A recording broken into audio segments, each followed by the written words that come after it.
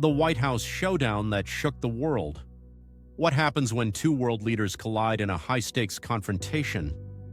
In a stunning turn of events, former President Donald Trump and Ukrainian leader Volodymyr Zelensky clashed in a heated exchange at the White House. What was meant to be a diplomatic meeting turned into a tense standoff, with Trump accusing Zelensky of gambling with World War III. But what really happened behind closed doors? And why was Zelensky abruptly sent away before a crucial deal could be signed? Stay with us as we uncover the truth behind this explosive meeting, because this story could change the future of global politics. The meeting that went off the rails. It was supposed to be a routine diplomatic event, a deal between the US and Ukraine over access to vital minerals, but instead it became a public showdown. From the start, tensions ran high.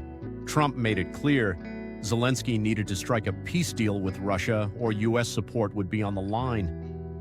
Zelensky in return stood firm, insisting there could be no compromises with Vladimir Putin. The two leaders interrupted each other repeatedly in front of the media. And then Trump delivered a chilling warning: "You are gambling with World War III." At that moment, the room fell silent. The stakes had never been higher. The breaking point: a diplomatic disaster.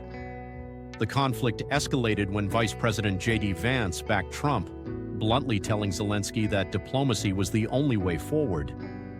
Zelensky, clearly frustrated, fired back, "What kind of diplomacy?"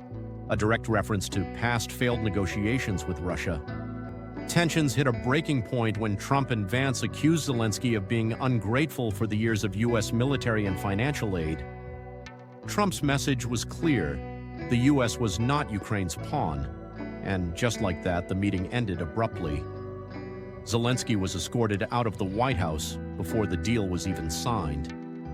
The fallout: a divided America. The political aftershocks were immediate. Republicans rallied behind Trump, with Senator Lindsey Graham declaring, "What I saw in the Oval Office was disrespectful. I don't know if we can ever do business with Zelensky again." Some even suggested Zelensky should step down if he couldn't cooperate, but Democrats were outraged. House Minority Leader Hakeem Jeffries called Zelensky's treatment appalling, warning that it only strengthened Putin's position, and the controversy didn't stop there. The global reaction: allies and enemies. Weighing in Ukraine, Zelensky was hailed as a leader who refused to bow to pressure. A Kiev resident summed up the sentiment: "When you look at Zelensky's face, you know the closed-door talks were even worse. The Americans don't respect us." In Europe, allies rushed to Zelensky's defense. Germany's likely next chancellor, Friedrich Merz, pledged unwavering support, while the EU's foreign policy chief warned, "The free world needs a new leader. If the US steps back, Europe must step up." And in Russia, the Kremlin was watching closely. A Russian foreign ministry spokeswoman said Trump and Vance had acted with restraint, even adding that it was a miracle they hadn't physically confronted Zelensky. Was this a subtle nod of approval from Moscow? Trump's final word: a shift in US policy? Not long after, Trump took to Truth Social with a bombshell statement. Zelensky disrespected the US in its cherished Oval Office. "I have determined that he is not ready for peace if America is involved. I don't want advantage, I want peace." A clear message. Trump believes US support should come with conditions. But Zelensky wasn't ready to let the relationship crumble. In a later Fox News interview, he admitted the confrontation was not good, but emphasized that US-Ukraine relations are bigger than just two presidents. What happens next? This meeting wasn't just a disagreement, it could redefine America's role in global conflicts. Will Trump's approach push Ukraine to find a compromise with Russia? Or will it weaken US influence in Europe, giving Putin a strategic advantage?